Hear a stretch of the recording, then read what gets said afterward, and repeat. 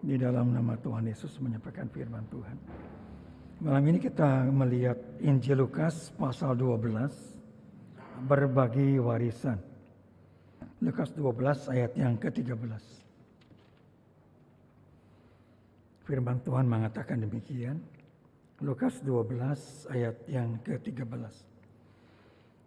Seorang dari orang banyak itu berkata kepada Yesus, "Guru, katakanlah kepada saudaraku supaya ia berbagi warisan dengan aku."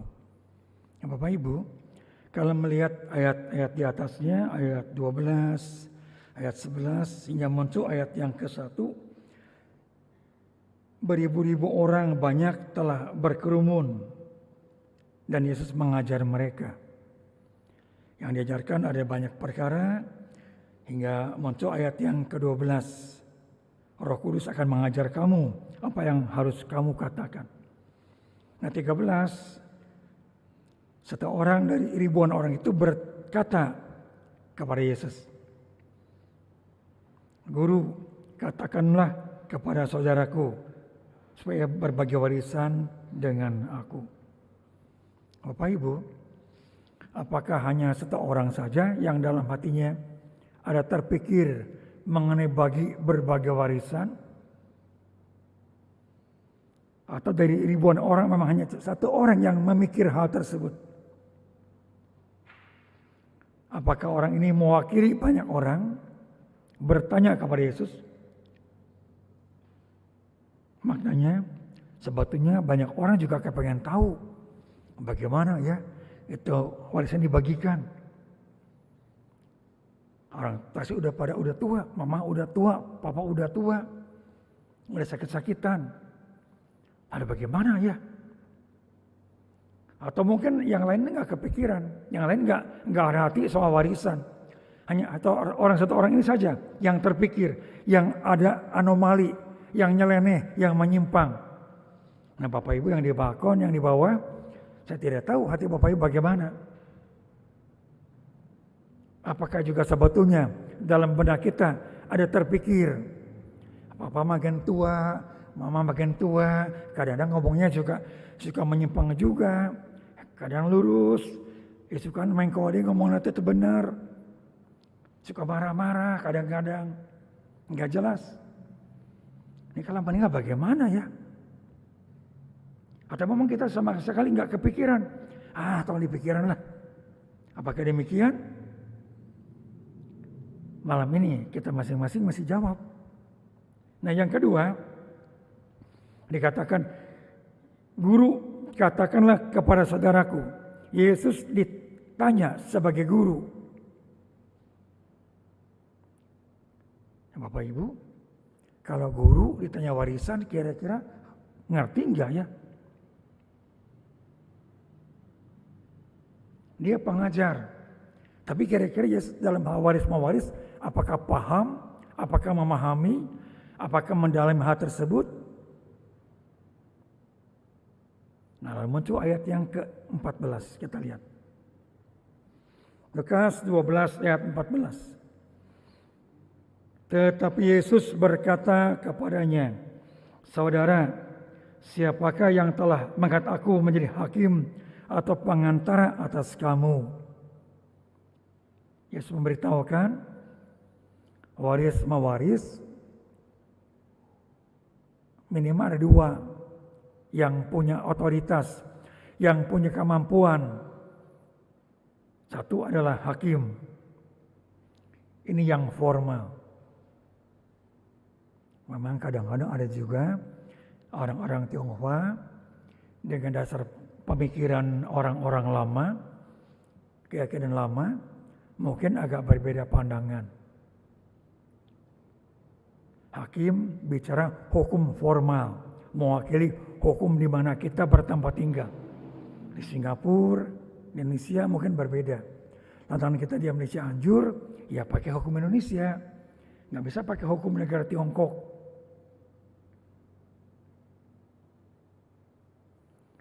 Yang perempuan udah menikah, katanya kan udah keluar pintu. Udah menikah, udah keluar pintu. Jadi nggak ada warisan. Laki-laki yang dapat warisan. Ini ucapan dari mulut ibu saya. Ini pemikiran yang ada di benak ayah saya. Perempuan udah kawin, udah keluar pintu, jangan dipikir-pikir lagi. Ini buat laki-laki saja. Itu orang-orang Tionghoa dengan pemahaman yang lama. Nah, teman-teman kita, orang Muslim, agak berbeda. Laki-laki 2 bagian, perempuan 1 bagian. Laki-laki 2 bagian, perempuan 1 bagian. Anak laki-laki 3, perempuan 2. Ya 3 dikali 3 9, perempuan 2 jadi 4. Jadi warisan per 13, 13 per 13. Laki-laki pertama 3 per 13. Yang kedua 3 per 13, perempuan 2 per 13. Kurang, nggak banyak. Laki-laki lebih banyak, perempuan lebih sedikit. Itu teman-teman orang Muslim, 2:1. Hukum negara kita nggak begitu. Laki-laki, perempuan 1:1. Anak sulung, anak bungsu 1:1. Anak kandung, anak adopsi ke pengadilan, adopsi resmi ke pengadilan 1:1. Ini hakim mewakili. Hakim, hukum formal di suatu negara. Itu yang kita pegang. Jadi paling baik kita jemaat mengerti ini. Kalau tidak, dikhawatirkan nanti muncul ekor. Gak selesai. Orang tua meninggal, nanti muncul gugat-menggugat. Gak puas. Dan lantaran dia beli Cianjur, ya pakai hukum negara Indonesia, dia pasti benar. Dan lebih jauh, dia pasti menang kalau berperkara. Dia pegang aturan, dia pegang hukum. Nggak bisa pakai ini itu, nggak ada. Yang kedua, ini kesepakatan. Kalau kesepakatan dibutuhkan jiwa besar, kejujuran, hati yang lurus. Yang mana tuh? Pengantara. Hakim atau pengantar atas kamu. Jadi anak dengan anak setuju. Pakai pengantara yang dipercaya. Pengantara bicara bagaimana, karena punya rasa hormat kepada orang tersebut, kita semua turut taat. Nah taatnya tadi, lurusnya hatinya. Jangan ada pengantaranya kita terima. Pengantar yang meninggal dunia kita tetap ke pengadilan, menggugat juga. Lantaran mungkin hati tidak puas. Yang lain ada yang memanas-manasi. Kamu rugi kalau begitu. Nggak bisa begitu. Kita tinggal di Cianjur, pakai hukum negara. Kamu iya, itu mah keterlaluan. Itu mah sedikit biasa nanti kamu dapat bagiannya. Karena begitu, kamu gugat saja. Wah, jadi repot. Jadi kalau pakai pengantara, betul nggak kita semua pihak anak-anak terima dengan lapang dada, dengan hati yang jujur, hati yang tulus, saya terima. Lantaran pengantar ini sangat dihormati. Ucapannya pasti benar, artinya pasti berhikmat, bijaksana. Tapi ya itulah, untuk memperkuat paling baik ketika dibagi, pengantar bilang bagaimana, dibagi, semua anak-anak tanda tangan, hitam atas putih, karena notaris kalau perlu. Bayarlah karena notaris, berapa sih bikin seperti itu. Nah itu selesai. Kan pernyataan nih atas materai. Itu beres. Ini menarik. Karena kadang-kadang kita mungkin kalau bicara warisan, kedengarannya tamak. Bicara warisan, kedengarannya mata duitan. Mau warisan, tendensinya mengharap orang tua buru-buru meninggal. Ya kan, papa masih hidup kok, mau warisan sih. Heran, apa kamu tuh pengen papa buru-buru meninggal? Ya, jadi banyak orang tuh ini, ribuan orang, beribu-ribu orang dengar pengajaran Yesus. Hanya satu yang nanya warisan. Nah, tadi saya udah ngomong, apa yang lain memang gak kepikir atau gak enak ngomong. Jadi ngomong ini mewakili banyak orang yang kepengen tahu, ya gimana nih kalau soal warisan? Gimana baiknya? Nah, malam ini yang di balkon, yang di bawah, boleh menimbang-nimbang. Kalau kita bicara warisan, kita kan punya hati. Kita tidak tahu hati orang lain. Tapi minimal kita tahu hati kita pribadi. Kita tidak ada ketamakan. Nggak ada niat yang buruk. Tidak kepengen orang tua buru-buru meninggal. Tapi agar ada kejelasan. Kenapa? Kan orang meninggal nggak ada yang lapor ya. Lapor. 8 Oktober akan meninggal. Laporan selesai. Nggak ada tuh. Kemarin almarhum Mada Kristiani dimakamkan. Mungkin banyak orang berkata, ini spirit Alkitab. Puji Tuhan, syukur. Karena siangnya kan udah selesai resepsi. Jam 11 hingga jam 1 kan. Malamnya baru meninggal. Coba kalau meninggal hari Sabtu malam. Minggunya ada resepsi. Kan bingung. Aduh bagaimana ya. Kamu datang, selamat ya selamat. Orang selamat dia yang meninggal kok selamat. Kan jadi gak enak. Ya kan jadi gak enak. Gimana tuh. Itu pengaturan Tuhan itu luar biasa. Jam 11 mulai siang. Jam 1 selesai. Jam 11 malam kira-kira meninggal dunia. Beres. Itulah meninggal. Ada yang lapor. Jadi kalau kita bicara warisan, jangan juga ketakutan. Kayak tengenalanya. Disangana saraka. Yang buru-buru kolot meninggal. Itu kudu ngomong lah. Kalau nggak dibicarakan, lalu bagaimana nanti? Kalau abu-abu nggak jelas. Gimana? Tahu nggak?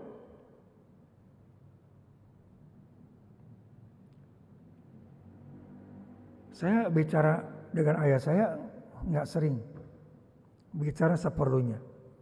Di antara begitu banyak yang seperlunya cuma 2 yang saya beda pendapat dengan saya. Dan saya berani beda pendapat. Pada itu papa saya tuh anak tuh semua 4-4-nya. Lihat papa tuh udah gemper, udah nggak enak.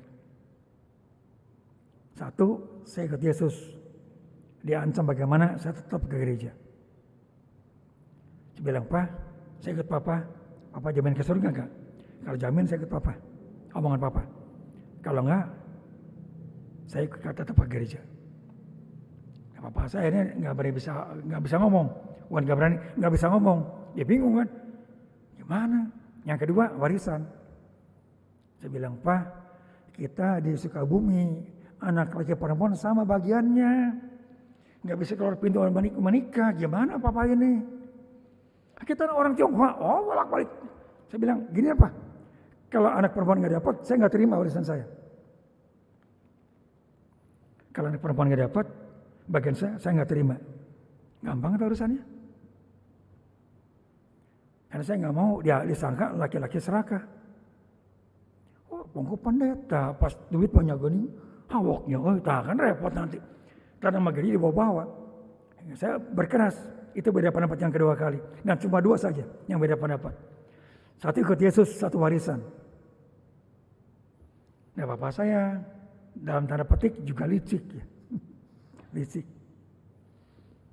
Menjelang meninggal, beliau nggak tahu kapan meninggal. Tahun 2015 pengen notaris. Anak dipanggil 4-4-nya. Dengan ipar dipanggil. Cuma ipar nggak ikut dalam ruangan. Cuma ada di rumah itu, di belakang. Anak saya perempuan. Ibu notaris, nama saya ini. Iya Pak Jali. Dibacakan.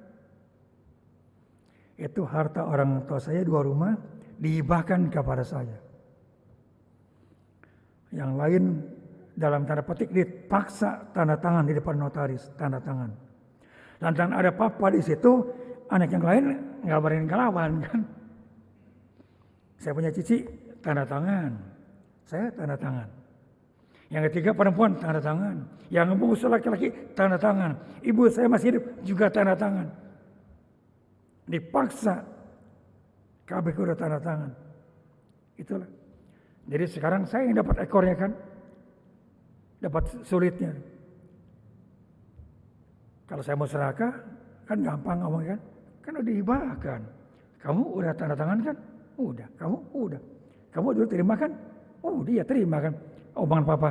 Ya udah kan, salah saya tuh. Jadi saya kan nggak ada masalah tuh. Kalau saya nggak bagi sama kamu. Jadi saya sekarang masih bergumul.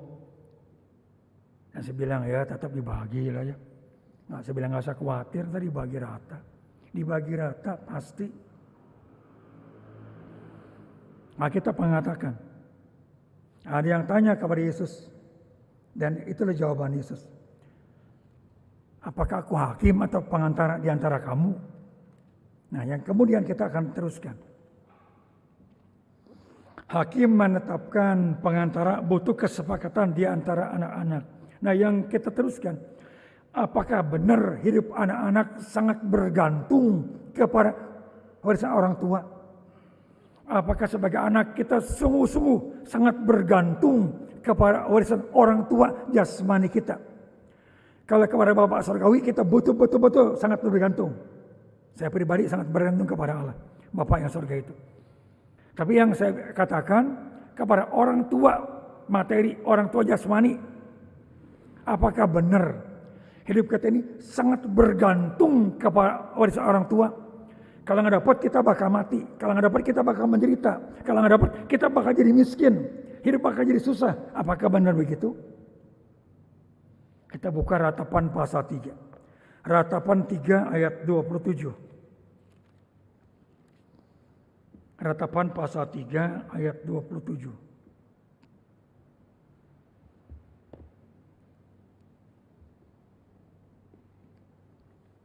Firman Tuhan berkata demikian. Ratapan 3 ayat 27. Adalah baik bagi seorang pria memekuk pada masa mudanya.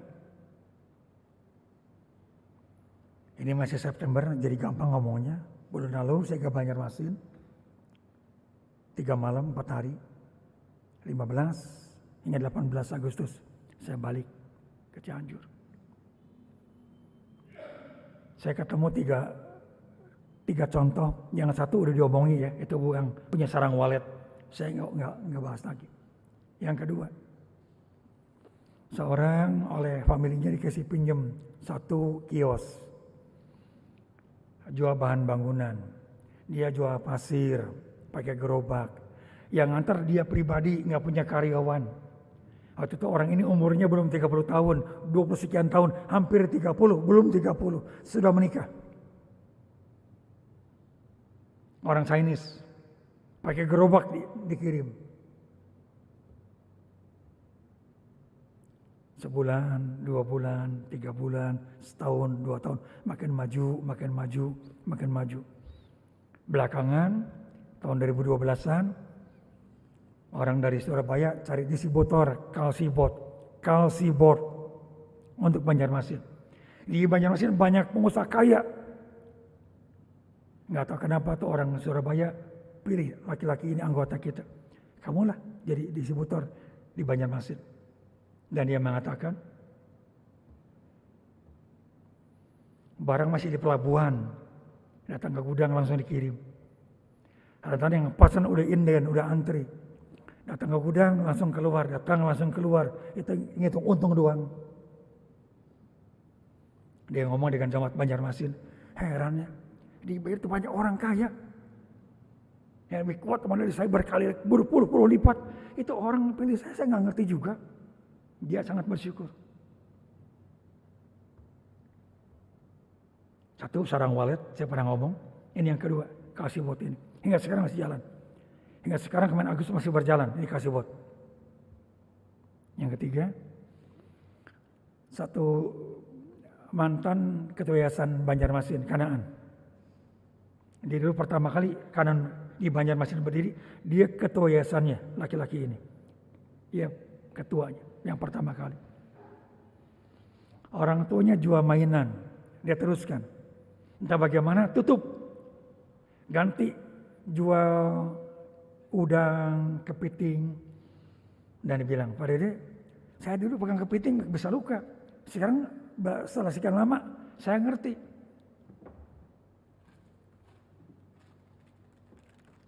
Kepiting dengan tangannya diginikan. Dia tahu ini yang kepiting ada telurnya. Diginikan ini nggak ada. Saking pahamnya.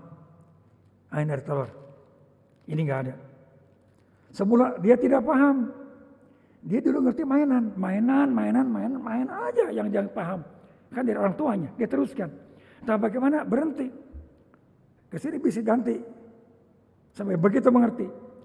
Kepiting sekian tahun berhenti. Ke furniture, mebel. Tidak pernah ngerti mebel. Usaha mebel. Di Palangkaraya ada Hotel Atlantik. Kamarnya dia isi. Dia dapat yang jadi pemborongnya. Sekian banyak kamar, sekian puluh kamar, sekian lantai, dia yang pegang. Di Surabaya, di Bali, tidak mengerti soal furniture, dia bisa mengerjakan. Mungkin dia ngomong agak gede sedikit. Pak Dede heran. Yang saya pegang jadi emas semuanya. Emang ngomongnya mungkin agak sedikit sombong ya. Tapi itu kenyataan. Dia nggak paham, dia usahakan berkembang. Orang ini sebelum jatuh ke mebel, ke pegang itu, para hotel itu, dia pernah tinggal di Banjarmasin waktu bangkrut karena tipu orang. Dia di gereja, dia bilang pada dia di gereja ada 10 aturan, nggak boleh pas lihat TV, nggak boleh ini, 10 peraturan. Pernah jatuh, naik lagi. Hingga sekarang. Bapak Ibu, Alkitab mengatakan, mari orang-orang muda, sejak masa muda kita pikuk itu. Hingga kita tidak perlu bergantung kepada orang tua yang punya warisan. Dikasih, puji Tuhan. Nggak dikasih, juga puji Tuhan. Puji Tuhan. Lantaran berkat yang paling penting dari Tuhan. Orang tua cuma hanya perantara saja. Jadi jangan kita tuh, benak kita tuh yang dipikir, kok di situ ikir urang atau ikir urang. Jangan pikir ke situ. Fokus kita, saya bisa bekerja, saya masih bisa berusaha. Ini saya usahakan, ini saya kerjakan. Ini saya lakukan. Dari muda, setengah bayar, masih bisa kerja, kita kerjakan. Ketika Allah memberkati, katanya tadi, jadi berkat dari emas. Yang nggak paham tetap jadi hasil, berhasil. Nggak ngerti berhasil, itu heran. Nggak paham, jadi tetap dia kerja berhasil. Antara berkat Tuhan. Warisan dibagikan, kita nggak hati-hati. Akhirnya habis juga. Dan kata Alkitab, harta yang cepat didapatkan lebih gampang keluarnya. Harta yang lambat didapatkan, susah kita dapatkan, itu lebih tahan. Mari malam hari ini bacaan doa pagi hari ini. Lukas 12 itu bacaan doa pagi hari ini. Saya tadi pulang ke rumah, saya bikin catatan. Berbagi warisan. Kalau orang tua ada anak lebih dari satu, mungkin menutupnya satu kisah ilustrasi dari pendeta Kristen almarhum yang Tangerang ini, pendeta Kristen. Beliau pernah menyampaikan ilustrasi waktu khotbah. 2 kakak beradik di Tiongkok, orang tuanya meninggal dunia. Yang abang, yang adik laki-laki dua-duanya. Malam-malam abangnya kirim gandum ke gudang adiknya. Saya kan wakil orang tua, papa udah meninggal, mama udah meninggal. Saya wakil orang tua. Saya ada tanggung jawab dengan adik saya ini. Agar dia bisa buru menikah. Saya kirim gandum lah. Agar dia punya pegangan. Dikirim gandum. Adiknya berpikir serupa juga. Kok nggak kawin-kawin? Kenapa ya? Jangan-jangan mikir bekal. Boga bekal tuh ya. Adiknya kirim gandum ke lumbung kakaknya. Kirim, saling kirim. Satu waktu di tengah malam ketemu. Kok mau kemana kok? Kata kakaknya, kamu kemana? Ya kamu kemana? Akhirnya kan ketahuan. Saya kan adik, kan kok mesti yang pertama menikah. Saya menikah belakangan kan nggak apa-apa. Masa adik kawin lebih dulu kan nggak bagus. Ya saya kirim gandum buat koko lebih awal menikah. Kata kokonya, saya tuh wakil papa. Kalau kamu menikah, saya nggak lega. Ya saya kirim buat kamu.